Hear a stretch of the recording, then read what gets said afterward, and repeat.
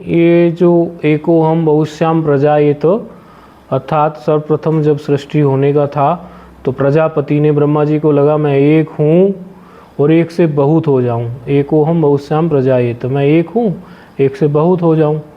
तो ये पूरा क्रम चल पड़ा, एक से बहुत हो गए। अब जो समाधि की तरफ जाना चाहता है वो बहुत से एक की तरफ ही चलेगा ना। तो बहुत से एक की तरफ मतलब वो निवृत्ति की तरफ चलेगा ना। अब संसार की प्रवृत्ति की तरफ जब ब्रह्मा जी आए तो ये एक से बहुत होने का हुआ, तो उसे बहुत से एक में जाना पड़ेगा। तो बहुत से एक में जाने के लिए सारी चीज़ें उसे समेटनी पड़ेगी। और ब्रह्म जो है, आप जो ब्रह्म स्वरूप और ब्रह्मवित् ब्रह्मेव भवति, ऐसा जो हमारा उपनिषद सिद्धांत है उसके अनुसार आपको स्वरूप को जानना होगा। स्वरूप को जानने के लिए पहले स्वरूप का लक्षणार्थ चलेंगे, लक्षण लेंगे उसका कि सत है, चित्त है, आनंद स्वरूप है। और सत कैसे है, चित्त कैसे, आनंद स्वरूप कैसे है। और सत को समझना पड़ेगा, चित्त को समझना पड़ेगा, आनंद स्वरूपता समझनी पड़ेगी। सत कैसे है बोले, वो किसी भी प्रलय काल में, स्वप्न में, जागृत में, सुषुप्ति में कहीं भी उसका ह्रास होता ही नहीं है। किसी भी अवस्था में ऐसा होता ही नहीं है कि मैं नहीं हूँ, ऐसा कोई कह ही नहीं सकता। वो सदा ही रहता है, सदा ही रहता है वो। और मैं हूँ, सदा हूँ, ये ज्ञान जो है, मैं हूँ सदा हूँ, ये ज्ञान भी बना रहता है। मैं हूँ, मैं पने का ज्ञान सदा बना रहता है, हमेशा मैं पने का ज्ञान बना रहता है। ऐसी चेतनता रहती है, ये मैं पने का ज्ञान बना रहता है। तो सत्ता और चेतनता ये तो प्राय व्यक्ति अपरोक्ष नहीं भी है, साक्षात अपरोक्ष अनुभूति नहीं भी है, तो परोक्ष रूप में भी ये बात पक्की हो जाती है कि मैं सद हूँ और मैं चित्त हूँ। अर्थात अब देखो चींटी एक है, चींटी चलती है, तो चींटी के चलने पर उसके सामने आप ऐसे उंगली लगा दो या कुछ कोई छोटा मोटा तिनका लगा दो, वो अपना स्थान बदल लेती है, साइड से निकल जाएगी, लेफ्ट से राइट से।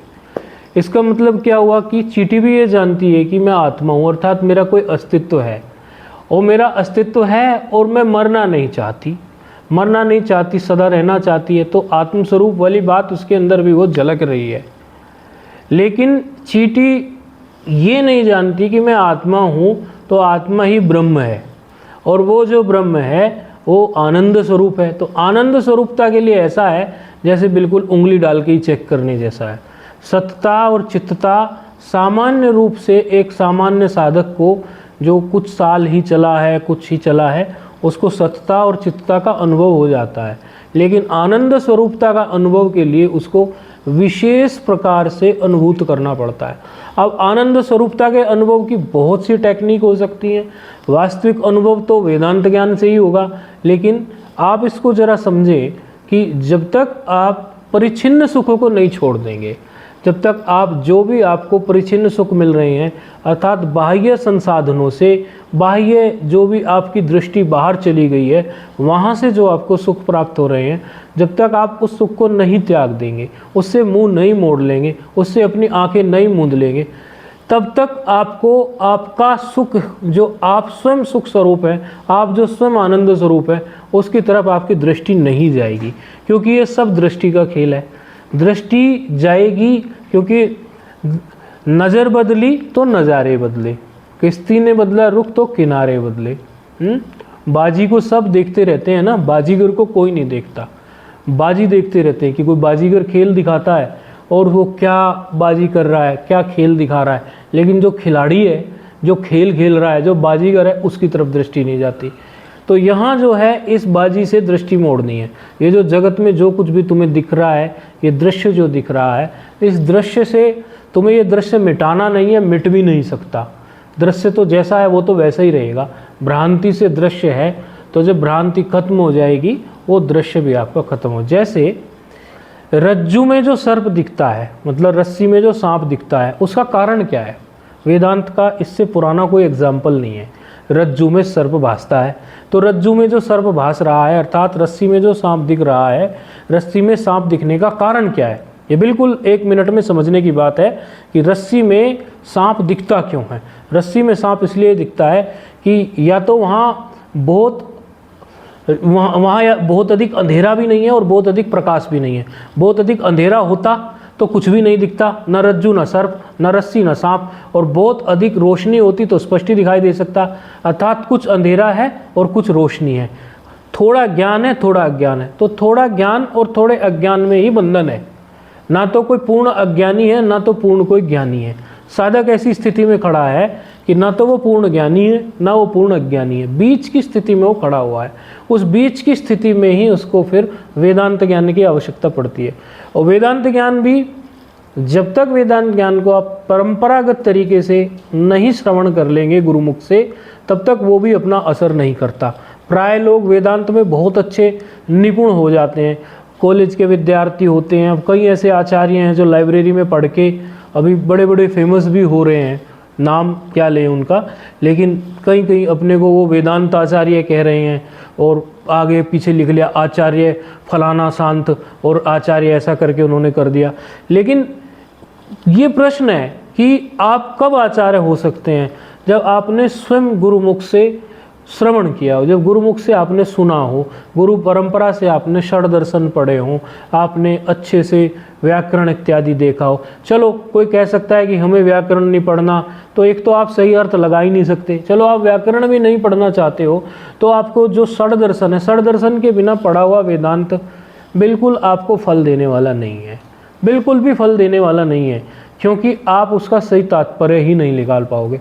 फिर यहाँ प्रश्न खड़ा हो जाता है, बहुत लोगों का ये प्रश्न होता है कि अरे स्वामी रामकृष्ण परमहंस जी ने कौन से षड दर्शन के बाद वेदांत पढ़ा था, गुरु नानक जी ने कौन से षड दर्शन के पास पढ़ा था, और रमण महर्षि जी ने कौन से षड दर्शन के पास पढ़ा था। इस प्रकार का विचार लोग रख देते हैं। तो भाई आप अपने आप ईमानदारी से अपनी तरफ झांक के देख लीजिए, क्या रमण महर्षि जी के जैसा वैराग्य आपका है? आप एक कोपीन में ऐसा जीवन निकाल रहे हैं? आपका है ऐसा वैराग्य? क्या रमण महर्षि जी, रामकृष्ण परमहंस, गुरु नानक जी, उनके जैसा आपका हमारा वैराग्य है? यदि ऐसा है हम आपको प्रणाम करते हैं, लेकिन प्राय ऐसा देखने में आता ही नहीं है।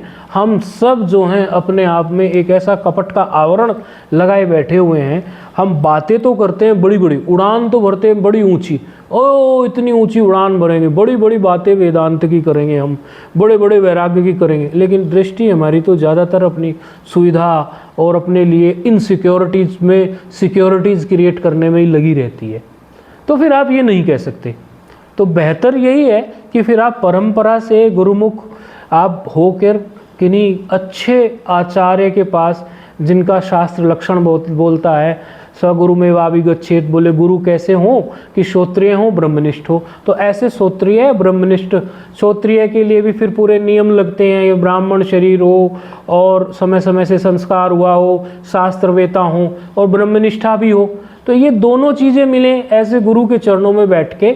और यदि ब्रह्मनिष्ठ आपकी श्रद्धा नहीं हो रही कि ये ब्रह्मनिष्ठ है कि नहीं है, तो श्रोत्रिय हो, महात्मा हो, आप उनसे उनके चरणों में बैठकर जब परंपरा से षड दर्शन का अध्ययन करेंगे, तब आप वेदांत को समझेंगे।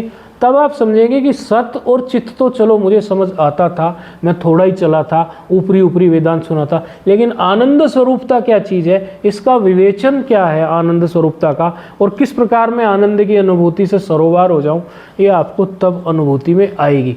इसके पहले तो थोड़ा इधर से सुना, थोड़ा उधर से सुना, वेदांत को सुनते हैं, वेदांत को सुनने के बाद उसमें ऐसी वृत्ति हो जाती है कि हम तो साकार को नहीं मानते। वो वेदांत, सुन लो मेरी ये बात, वो वेदांत आसुरी है, वो वेदांत आसुरी है जो वेदांत साकार को नहीं स्वीकारता। वो व्यक्ति वेदांती कभी नहीं हो सकता जो साकार को नहीं स्वीकारता। वो वेदांत आसुरी वेदांत है, उसने गुरु परंपरा से वेदांत अध्ययन किया ही नहीं, वेदांत गुरुमुख से श्रवण किया ही नहीं, कि वो साकार को स्वीकारता नहीं है। हमारे यहाँ साकार भी स्वीकार्य है और निराकार भी स्वीकार्य है। दोनों पक्षों का जब ठीक ठीक समन्वय कर पाते हैं तभी हम सच्चे वेदांती होते हैं। तो आसुरी वेदांती नहीं बनना है, हमें ठीक ठीक हमारी परंपरा से ही पढ़ना है। भगवान राम जी उपदेश कर रहे हैं मुक्ति को उपनिषद में, राम जी उपदेश कर रहे हैं हनुमान जी को। ये बात आप अच्छे से समझ लो। हनुमान जी को उपदेश करते हुए कह रहे हैं कि भाई देखो, आपको के अंदर यदि पूर्ण वैराग्य है किसी जिज्ञासु के अंदर, तो मांडूक्य उपनिषद मात्र से आपका कल्याण हो जाना है। और यदि आपके अंदर वैराग्य थोड़ा कम है, मांडुक्य से बात नहीं बन रही, तो 10 उपनिषद पढ़ो। यदि 10 उपनिषदों से भी बात नहीं बन रही है तो 108 उपनिषद पढ़ो। तो उपनिषद ज्ञान के बिना तो ये संभव ही नहीं है ब्रह्म और आत्मा की एकता, क्योंकि जो चीज़ आपने कभी देखी नहीं है, सुनी नहीं है, समझी नहीं है, उसको आप अपनी बुद्धि से पकड़ ही नहीं सकते। बिना उपनिषद के ज्ञान के, तत्व उपनिषद पृच्छामि, बिना उपनिषद के तो ज्ञान के आप पकड़ ही नहीं सकते। आपको बिल्कुल ये भान ही नहीं होने वाला है कि वास्तव में आपका स्वरूप क्या है। ऐसे जब तक आप उसको और यदि आपको अनुभूति हो भी गई, अनुभूत हो भी रही कुछ क्षणों की, तो उसको कैसे, किससे वेरीफाई करोगे? गुरु वेरीफाई करेंगे या उपनिषद वेरीफाई करेगी? कोई और वेरीफाई करेगा कैसे? तो परंपरा से अध्ययन करके आजकल ये कई बार चीज़ें अवेलेबल हो जाती हैं, एक प्रचार सा चला देते हैं यूट्यूब पर इधर उधर, और जो भोले बालक हैं, हमारे बच्चे हैं, कॉलेज के हैं, नई पीढ़ी हैं, ये वो मोटिवेशनल स्पीकरों के चक्कर में फंस जाते हैं, या तो ये नए नए जो हैं ऐसे ही आ गए आचार्य, उनके चक्कर में पड़ जाते हैं। उन बेचारों को वेदांत का पता ही नहीं चलता कि वेदांत क्या है। हम ये नहीं कहते कि आप लोग सब छोड़ छाड़ के वेदांत की पढ़ाई में लग जाओ, सबके लिए संभव नहीं है, लेकिन आज का जो कॉलेज में जाने वाला इधर उधर उलझा हुआ है, यदि वो ठीक से 1 घंटा ऑनलाइन किसी अच्छे आचार्य से या कभी छुट्टी में जब समय मिले थोड़ा थोड़ा पढ़ना चालू करेगा आचार्य से, स्वयं से नहीं, और आचार्य अच्छे से देख लो, आपको तीर्थ स्थान में निष्प्रही आत्माएं ऐसी उपलब्ध हैं, एकदम निष्प्रही, जो दिन रात स्वाध्याय करा रहे हैं, उन्हें कोई आपसे लेना नहीं देना नहीं, आप वहाँ अध्ययन कर लीजिए अच्छे से, तो आपको वेदांत सही रूप में समझ में आएगा। जहाँ तहाँ आप उलझ जाएंगे तो आप पथभ्रष्ट हो जाएंगे। वो तो जो ऐसा जहाँ तहाँ करके अपनी भीड़ बढ़ाने के लिए अध्यात्म को, महाराज श्री अखंडानंद जी सरस्वती ने 50 साल पहले एक बात कही थी, वो बात हमें बार बार याद आती है। वो कहते थे कि आज के इन प्रचारक एडवर्टीजमेंट प्रचार करने वाले छदम संत गुरुओं की वजह से सच्चे आध्यात्मिक पुरुषों ने अपने आप को छिपा लिया है। और ये बात सच है। और वो तब की बात थी, तब तो पोस्टर छप के प्रचार होते थे कि हमारे वेदांत सत्संग में आओ, यहाँ आओ। अब तो यूट्यूब पर और जहाँ तहाँ मीम और पता नहीं क्या क्या, कोई भी कुछ भी ज्ञान दे दिया जा रहा है।